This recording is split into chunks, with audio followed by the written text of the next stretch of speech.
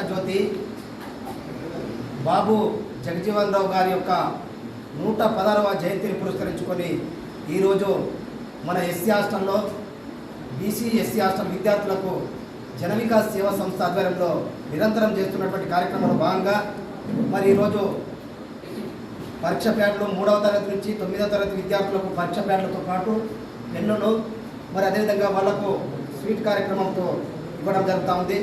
దాంట్లో భాగంగా ఈ కార్యక్రమానికి విచ్చేసినటువంటి ఏఎస్ఐ మోహన్ రెడ్డి సార్ గారికి అదేవిధంగా ఇవాళ యావత్ బడుగు వర్గాలతో పాటు అన్ని వర్గాలు మరి ప్రభుత్వాలు ఆయా రాష్ట్రాల ప్రభుత్వాలు మరి అదేవిధంగా తెలంగాణ ప్రభుత్వం కూడా ఇవాళ ఘనంగా నివాళులు అర్పిస్తూ ఉంటుంది. ముఖ్యంగా మరి ఈ రకంగా నివాళులు అర్పించడానికి కారణం ఏంటంటే దేశంలో స్వతంత్రోద్యమం జరుగుతున్నప్పుడు ఆనాడు అష్ట కష్టాలు పడి బీహార్ రాష్ట్రంలో ఒక చిన్న గ్రామంలో పుట్టినటువంటి బాబు జగజీవన్ రావు గారు ఎస్సీ సామాజిక వర్గానికి చెందినటువంటి వ్యక్తి. మరి ముఖ్యంగా ఈ దేశంలో ఉన్నటువంటి ఆనాడు స్వాతంత్రోద్యమంలో అనేక రంగాలుగా ఇబ్బందులు పడుతున్నటువంటి పరిస్థితి, గ్రామాలలో కనీసం నీళ్లు కరెంటు మరి తినడానికి సరైనటువంటి తిండి మరి కట్టుకోవడానికి బట్టలు లేనటువంటి పరిస్థితి ఆ రోజు. మరి అట్లాంటి పరిస్థితుల్లో ఈ పరిజ్ఞానాన్ని పెంచుకున్న తర్వాత ఈ దేశంలో ఉన్నటువంటి అట్టడుగుతో పాటు పేద వర్గాలందరికీ కూడా ఒక న్యాయం కలగాలనే ఉద్దేశంతో ఈ దేశానికి స్వతంత్రం వచ్చిన తర్వాత మరి కాంగ్రెస్ పార్టీలో రాజకీయంగా ఎదుగుతూ మరి ఆనాడు భారతదేశానికి మొట్టమొదటి ప్రభుత్వం ఏర్పడ్డ దాంట్లో మరి ఈ దేశంలోనే ఒక మొట్టమొదటి దళిత బిడ్డగా మరి ఉప ప్రధాని చేయడం జరిగింది. తెలుసు కదా, ప్రధానమంత్రి తర్వాత ఉప ప్రధాని ఉంటాడండి, తెలుసా? ఆ రకంగా ఈ భారత రాజ్యాంగం అయితే ఏదైతే వచ్చిందో బాబాసాహెబ్ అంబేద్కర్ గారు రచించినటువంటి రాజ్యాంగాన్ని తనకున్నటువంటి పార్లమెంటు చట్టాల ద్వారా తనకున్నటువంటి ఉప ప్రధాని అనే ఒక బిరుదు ద్వారా మరి ఇంతకుముందు సార్ చెప్పినట్లు ఈ దేశంలో అనేక పదవులను అనుభవిస్తూ మరి అనేక రకాలుగా కొత్త సంస్కరణలు తీసుకొచ్చి ప్రజలకు అవసరాలను బట్టి ఏ అవసరాలు ఉన్నాయి గ్రామీణ ప్రాంతాల్లో ఉద్యమాలు జరిగినప్పుడు మరి స్వతంత్రోద్యమం జరిగినప్పుడు అక్కడ ఉన్నటువంటి అనేక విషయాల మీద మరి పరిశీలన చేసి అనేక స్కీములు తీసుకురావడం అనేక రకాలుగా చట్టాన్ని ఇంప్లిమెంట్ చేయడంలో మరి కృషి చేసినటువంటి వ్యక్తి బాబు జగజీవన్ రావు గారు. మరి వాళ్ళు తీసుకొచ్చినటువంటి చట్టాలు ఇవాళ మనం అనేక రకాలుగా అనుభవిస్తూ ఉన్నాం. విద్య కావచ్చు, వైద్యం కావచ్చు, మరి ఉపాధి కావచ్చు, మరి అదేవిధంగా ఇంకా ప్రజలకు కావాల్సినటువంటి మరి నిత్యావసరాలకు సంబంధించినటువంటి విషయాలు కావచ్చు, ఇవన్నీ కూడా చేసిన దాంట్లో మరి బాబు జగజీవన్ రావు గారి పాత్ర మర్చిపోలేదనేది కూడా మనం గుర్తుంచుకోవాలి. ముఖ్యంగా చదువు అనేది పేదవాడికి అందలేనటువంటి పరిస్థితుల్లో ఆనాడు ఒక చదువుని రాజ్యాంగం ద్వారా ఇంప్లిమెంట్ చేసి అందరికీ కూడా సమన్యాయం కలవాలనే దాంట్లో కీలకంగా పాత్ర పోషించినటువంటి వ్యక్తి మరి బాబు జగజీవన్ రావు గారు. అందుకే ఇవాళ కేంద్ర రాష్ట్ర ప్రభుత్వాలు అధికారికంగా ఆయన జయంతిని మరి ఖచ్చితంగా చేస్తూ ఉందంటే మనం కూడా అర్థం చేసుకోవాలా. ఎందుకంటే ఈ దేశం కోసం, ఈ దేశంలో ఉన్నటువంటి ప్రజల కోసం, ముఖ్యంగా అట్టడుగు బలహీన వర్గాల కోసం చేసినటువంటి కృషిని యావత్ దేశం కూడా గుర్తిస్తూ ఉంది. అక్కడ పార్టీ అని కాదు, ఆయన చేసినటువంటి కార్యక్రమాన్ని ప్రభుత్వాలు గుర్తిస్తూ ఉన్నాయి. అందుకే ఇవాళ తెలంగాణ ప్రభుత్వం కూడా అధికారికంగా మొత్తం రాష్ట్ర వ్యాప్తంగా బాబు జగజీవన్ రావు గారి సంతోషమైనటువంటి విషయాన్నిగా మీకు గుర్తిస్తూ, ముఖ్యంగా బాబాసాహెబ్ అంబేద్కర్ తర్వాత ఈ దేశంలో అనేక రకాలుగా ఇంప్లిమెంట్ చేసింది ఎవరు అంటే మరి బాబు జగజీవన్ రావు గారి. కాబట్టి వీళ్ళ ఆదర్శాలు, వీళ్ళ ఆశయాలు, వీళ్ళ భావాల్ని మనం అందరం కూడా ఆలోచించాలి.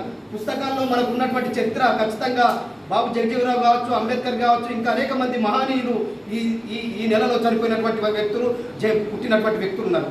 కాబట్టి వాళ్ళ చరిత్ర తెలుసుకోవాల్సినటువంటి బాధ్యత విద్యార్థులుగా మనకు ఉందనేది కూడా గుర్తు చేస్తూ, ముఖ్యంగా ఇవాళ హాస్టల్ అంటే ఆ రోజు పనికిరాల్సినటువంటి ఇబ్బంది ఉన్నటువంటి హాస్టల్ ఉన్నటువంటి పరిస్థితి.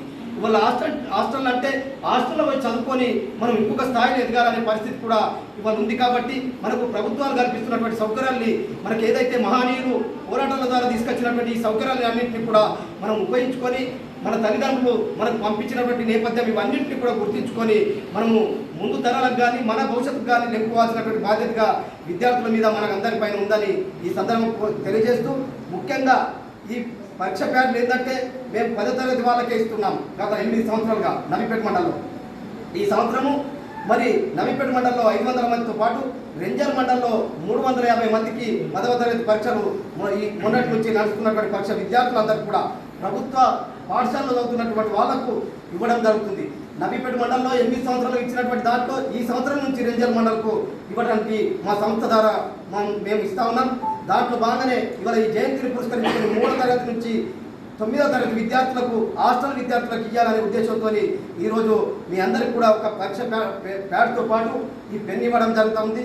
మీరందరూ కూడా దీన్ని ఉపయోగించుకొని ఇది ఏదైతే మనకు హాస్టల్కు మన తల్లిదండ్రులు పంపించి భవిష్యత్తులో మా పిల్లగాడు మంచిగా డెవలప్ అయ్యి మనకు ఒక స్థాయికి ఎదుగుతాడు అనేది మన తల్లిదండ్రుల ఆలోచన ఉంది. కాబట్టి మన తల్లిదండ్రులతో పాటు హాస్టల్లో ప్రభుత్వం కల్పిస్తున్నటువంటి సౌకర్యాన్ని మరి అదేవిధంగా మనకు చెప్పినటువంటి గురువులు చదువులు ఇవన్నింటినీ కూడా దృష్టిలో ఉంచుకొని మనం ముందుకు పోవాల్సినటువంటి అవసరం ఉంది. ఇంకోటి హాస్టల్లో చదువుకున్నటువంటి వాళ్ళు ఇలా పెద్ద పెద్ద ఆఫీసర్లు, పోలీస్ ఆఫీసర్లు అయినారు, రాజకీయ నాయకులు అయినారు, అదేవిధంగా గ్రామాలలో ఇంకా పెద్ద పెద్ద లీడర్లు అయినారు. అదేవిధంగా దేశానికి రాష్ట్రానికి ప్రధానమంత్రులు ముఖ్యమంత్రులు చేసినటువంటి చరిత్ర ఉంది చదువుకున్నటువంటి విద్యార్థులు. ఆ రకంగా మనం అందరం కూడా పోవాల్సినటువంటి అవసరం ఉంది. బాబు జగజీవన్ రావు కూడా ఒక మామూలు గ్రామంలో పుట్టినటువంటి వ్యక్తి. ఆ రకంగా మన ఈ దేశం గర్వదించేటటువంటి వ్యక్తిగా మన తయారైనట్టే మామూలు విషయం కాదు. దీని అంతటికి కూడా ఏంటంటే ఈ చదువుదారిని ఈ సమాజంలో మనం ఏదైనా చేయగలుగుతాం. ఈ చదువుదారిని ఒక నలుగురికి పనిచేసి పెడతాం, చాటి వాటికి ఉపయోగపడతామనే ఆలోచనని మనం అందరం కూడా కలిగించుకోవాల్సినటువంటి బాధ్యత మన అందరిపైన ఉందని తెలియజేస్తూ మేము ఇచ్చే ఈ చిన్న ఏదైతే సహాయాన్ని మీరు ఉపయోగించుకొని ముందు తరాలకు మంచిగా అవుతారని చెప్తూ ఈ అవకాశం ఇచ్చినటువంటి మీ అందరికీ కూడా మరొకసారి ధన్యవాదాలు తెలుపుతూ ఉన్నటువంటి వాళ్ళకు మనం సంపాదించుకున్న దాంట్లో కొంచెమన్నా సహకరించాలి, వాళ్ళ పక్షాన ఉండాలనే ఆలోచనతో పనిచేస్తున్నటువంటి సంస్థ. మరి దాంట్లో భాగంగానే వాళ్ళ దేశ ఉప ప్రధాని మరి ఈ స్వాతంత్ర ఉద్యమంలో కీలక పాత్ర పోషించినటువంటి మహిళా అధినేత వారి యొక్క జీవితం ఆదర్శం. మరి అదేవిధంగా జాతీయ స్థాయిలో కూడా ప్రభుత్వాలు వాళ్ళ ఘనంగా నివాళులర్పిస్తుంటారు. మరి ప్రభుత్వం పరంగా కాకుండా ఇలా దళిత సంఘాలు, స్వచ్ఛంద సంఘాలు, మరి అదేవిధంగా సామాజికంగా పనిచేస్తున్నటువంటి సంఘాలు ఇలా దేశవ్యాప్తంగా ఆయన ఘన నివాళితో పాటు మరి అనేక సేవా కార్యక్రమాలు నిర్వహిస్తున్నటువంటి సందర్భాల్లో మేము కూడా మా జనవికాస సేవా సంస్థ ఆధ్వర్యంలో ఈ కార్యక్రమాన్ని నిర్వహించడం జరుగుతూ ఉంది. మరి దాంట్లో భాగంగానే ఈ కార్యక్రమానికి ముఖ్య అతిథులు ఇచ్చేసినటువంటి పెద్దలు ఇద్దరు ఉన్నారు ఇక్కడ యోధాన యోధులు. ముందుగా మన యాదగిరి గౌడ్ సార్ గారిని ఒక 2 నిమిషాలు బాబు జగజీవన్ రావు గారి గురించి మాట్లాడి ఈ సందర్భంగా ఇంత మంచి కార్యక్రమాన్ని ఏర్పాటు చేసిన పెద్దలందరికీ నా తరఫు నా డిపార్ట్మెంట్ తరఫు ప్రత్యేక కృతజ్ఞతలు. ముఖ్యంగా జగజీవన్ రావు స్పెషాలిటీ సార్ గురించి చెప్పాలంటే నేను వెనుకబడిన తరగతుల గురించి ఎస్సీ ఎస్టీ బీసీ వర్గాల గురించి ఎన్నో మంచి మంచి కార్యక్రమాలు చేసిండు. మన స్వతంత్రం గురించి పోరాడిండు. సుదీర్ఘంగా సుమారుగా 50 సంవత్సరాల రాజకీయ జీవితం గడిపిండు. ఈరోజు ఈ సందర్భంగా ఇంత మంచి కార్యక్రమం చేసుకోవడం చాలా ఆనందంగా ఉంది. ఈరోజులో మరి జగజీవన్ రామ్ గారి జయంతి సందర్భంగా ఒక మంచి నాయకుడు మన దేశానికి, అటువంటి నాయకుడు జయంతి మన మండలంలో చేసుకోవడము చాలా ఆనందకరంగా భావిస్తూ ఉన్నాము. మరి ఎస్సీ హాస్టల్లో పిల్లల మధ్యలో ఇటువంటి కార్యక్రమాన్ని ఏర్పాటు చేసిన అన్నగారు పోచెట్టన్న గారికి ప్రత్యేకమైన ధన్యవాదాలు మా పెద్దలందరి తరఫున తెలియజేస్తూ ఉన్నాము. అదేవిధంగా ముఖ్య అతిథులు మన 116వ జయంతిగా మరి జరుపుకోవడం జరుగుతూ ఉంది.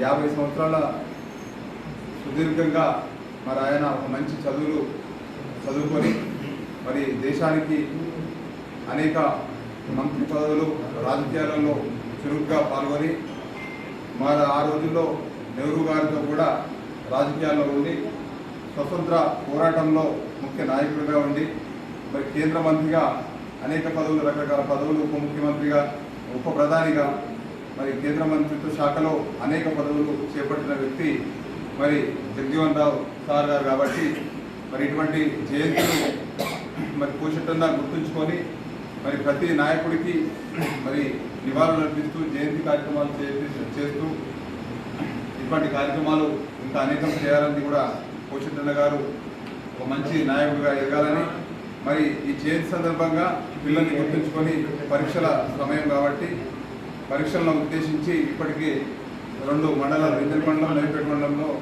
మరి క్యాప్స్ పంపిణీ చేయడం, పెళ్ళిలో కార్యక్రమం పంపిణీ చేయడము, వాటర్ బాటిల్ ఇవ్వడము, పిల్లలకు ఎగ్జామ్స్కు సరిపడా మరి ఒక చిరు కానుకగా పిల్లలకు ఇవ్వడం జరుగుతుంది. కాబట్టి మరి పిల్లలందరి తరఫు నుంచి కూడా పోషితన్న గారికి ప్రత్యేక ధన్యవాదాలు తెలియజేస్తా ఉన్నాము.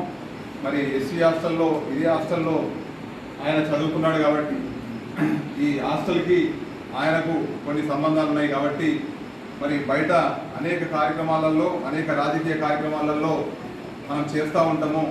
మనం చదువుకున్న స్కూళ్ళను, హాస్టళ్లను మనము ఎప్పుడో ఒకసారి విజిట్ చేస్తూ ఉన్నాం. కాబట్టి పోషితన్న మరి ఎదుగుదలలో ఆయన వంతు సహాయము, మరి ఆయనతో పాటు మేము కూడా రాజకీయాలలో ఎంత తిరిగినా కూడా మరి మా హాస్టల్లో మేము ఒక దళిత వర్గాలకు చెందిన వాళ్ళం కాబట్టి మరి ఆ వర్గాలను మర్చిపోకుండా మరి ఆ పిల్లలు చదువుకునే చోటికి ప్రతి సంవత్సరంలో ఒక 2-3 సార్లు ప్రోగ్రామ్ చేసుకొని వాళ్ళకి ఎటువంటి పరిస్థితులలో పిల్లలు ఉన్నారు, హాస్టళ్లలో మరి ఎటువంటి సదుపాయాలు ప్రభుత్వాలు మరి ఏర్పాటు చేస్తున్నారనే దాని మీద కూడా మండల అధికారులందరినీ దృష్టి సారించే విధంగా మరి హాస్టళ్ల వైపు ప్రభుత్వాలు ఎటువంటి విధంగా భోజనం కానీ, మరి వాళ్ళు తాగే నీరు కానీ, వాళ్ళకు అనేక వసతులు ఎటువంటి లోపాలు ఉన్నాయనే దాని మీద కూడా మరి మండల అధికారులు కానీ, జిల్లా స్థాయి అధికారులు కానీ ఎప్పటికప్పుడు విజిట్ చేస్తూ మరి ఎస్సీ, ఎస్టీ, బీసీ హాస్టళ్లకు మంచి